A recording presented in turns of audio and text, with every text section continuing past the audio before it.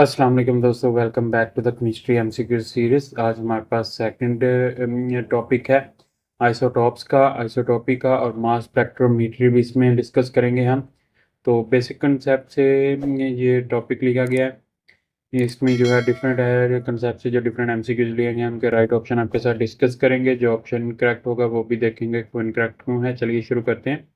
सबसे पहले हमारे पास एंटिटी नंबर 1 है, विच of the following statement is true about isotope. कौन सी स्टेटमेंट जो है आइसोटोप्स के मतलब ट्रू है।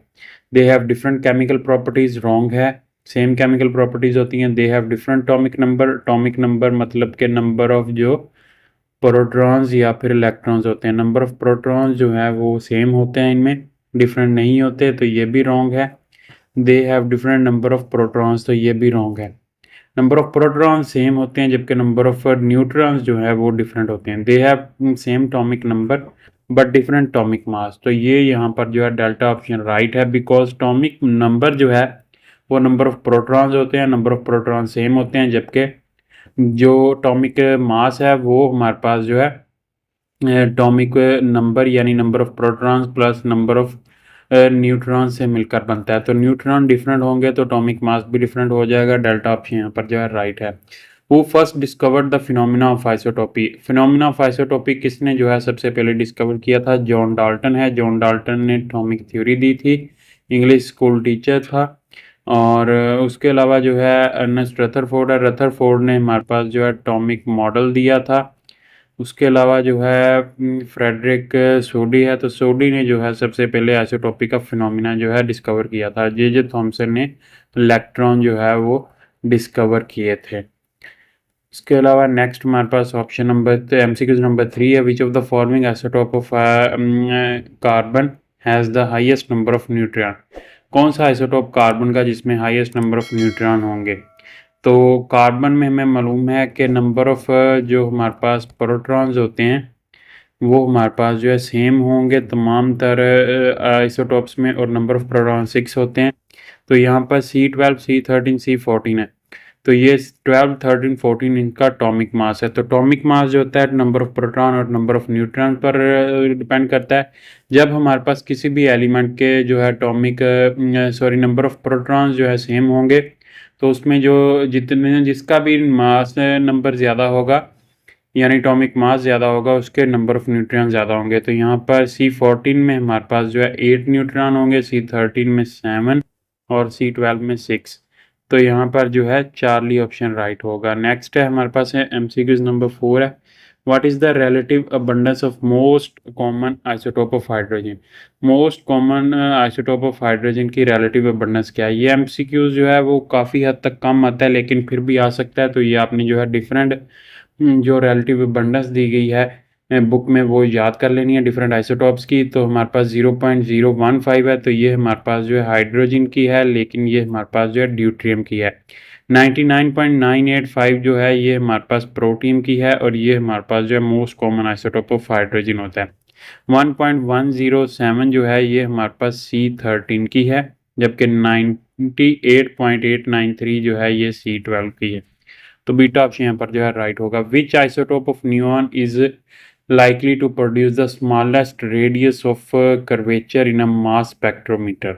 Neon 20, neon 21, neon 22, they all produce the same radius of curvature। यानी किसका जो है स्मॉलेस्ट रेडियस कर्वेचर होगा मास स्पेक्ट्रोमेट्री में? तो हमारे पास formula M/E is equal to H² R/2E। तो हमारे पास जो है मास ओवर चार्ज रेशियो जो है वो हमारे पास जो है डायरेक्टली प्रोपोर्शनल रेडियस है, यानी जिसका ज़्यादा मास होगा उसका रेडियस ज़्यादा होगा।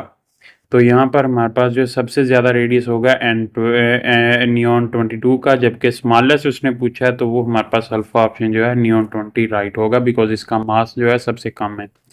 नेक्स्ट है हमारे पास एमसीक्यूज नंबर 6 है, in mass spectrometry what is plotted on the X axis of the mass spectrometer. X axis पर जो है मास स्पेक्ट्रम के क्या जो है वो हमारे पास प्लॉट किया जाता है? रिलेटिव अबंडेंस है, मास टू चार्ज रेशियो है, नंबर ऑफ प्रोटॉन है, एटॉमिक मास है। तो हमारे पास जो है मास टू चार्ज रेशियो जो है वो एक्स एक्सिस पर प्लॉट की जाती है, जबकि रिलेटिव अबंडेंस जो है ये हमारे पास जो है वाई एक्सिस पर जो है वो प्लॉट की जाती है। नेक्स्ट है हमारे पास MCQs number 7, which of the following which of element among the following is monoisotopic. Monoisotopic वो एलिमेंट होते हैं जिनमें हमारे पास सिर्फ और सिर्फ वन आइसोटोप होता है, यानी सेम काइंड ऑफ हमारे पास एटम होते हैं पूरे एलिमेंट में। आर्सेनिक है, निकल है, सल्फर है, क्लोराइन है। तो जिनमें हमारे पास जो है एक आइसोटोप होगा उनको मोनो आइसोटोपिक कहा जाता है। उनके कुछ एग्जांपल जो हैं वो हमारे पास आर्सेनिक है, फ्लोरीन है, और उसके अलावा जो है वो हमारे पास आयोडीन है, और हमारे पास जो है गोल्ड है यानी ऑरम। तो यहाँ पर हमारे पास जो है अल्फा ऑप्शन आर्सेनिक यहाँ पर जो है राइट होगा। नेक्स्ट है हमारे पास MCQs number 8, what is the common characteristics of elements that have an even atomic number regarding their isotopes. तो हमारे पास जो है कॉमन कैरेक्टरिस्टिक ऑफ एलिमेंट जिनका इवन एटॉमिक नंबर होता है वो क्या है regarding isotope. They never possess more than 2 stable isotopes. तो ये हमारे पास जो है ओड एटॉमिक नंबर वाले जो है वो हमारे पास जो है एलिमेंट्स होते हैं जिनमें हमारे पास not more than 2 stable isotopes होते हैं। They usually have large number of isotope, they are mono isotopes, they have only one radioactive isotopes. तो जिनमें हमारे पास जो इवन एटॉमिक नंबर होगा उनमें हमारे पास जो है लार्ज नंबर ऑफ आइसोटॉप्स होंगे। बीटा ऑप्शन यहाँ पर जो है राइट होगा। नेक्स्ट है हमारे पास MCQ number 9, how does the mass spectrometer separate isotopes of an element.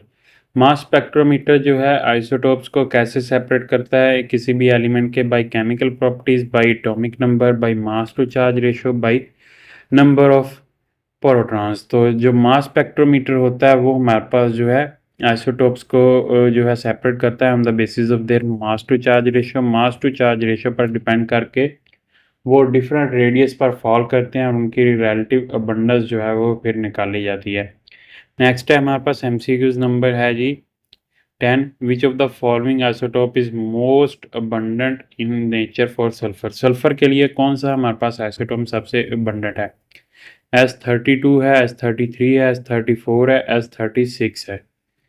तो हमारे पास जो है S32 जो है ये सबसे अबंडेंट है और ये 95% तक जो है वो पाया जाता है, जबकि सल्फर 34 जो है ये हमारे पास 4.22% तक जो है वो पाया जाता है। तो अल्फा ऑप्शन पर जो है राइट होगा।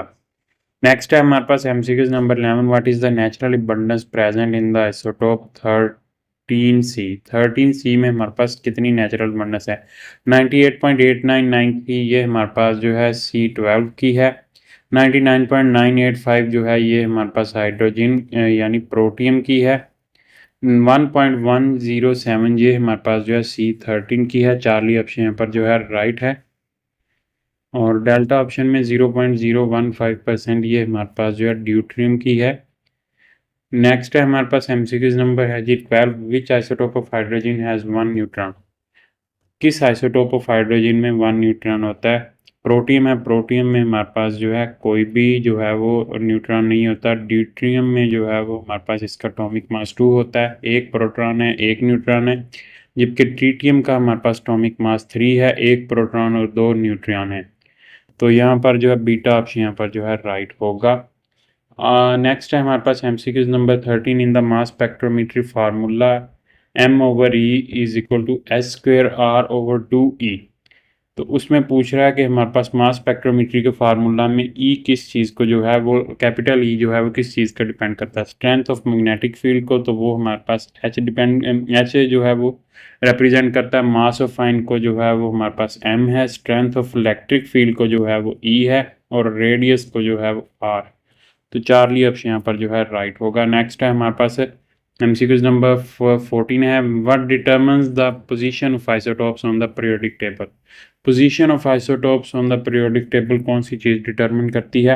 Atomic mass, number of neutron, atomic number, relative abundance. तो हमारे पास जो है जो हमारे पास एटॉमिक पीरियोडिक टेबल है वो according to the atomic number जो है वो सेट है। तो पोजीशन ऑफ आइसोटोप जो है वो हमारे पास एटॉमिक नंबर के अकॉर्डिंग ही आएगी। चार्ली ऑप्शन यहाँ पर जो है राइट होगा। नेक्स्ट है हमारे पास MCQ number 15, how many naturally occurring isotopes does cadmium है। कैडमियम के नेचुरली जो है वो हमारे पास कितने जो है वो आइसोटॉप्स हैं 6 है, तो 6 हमारे पास जो है कैल्शियम के और उसके अलावा प्लाडियम के हैं।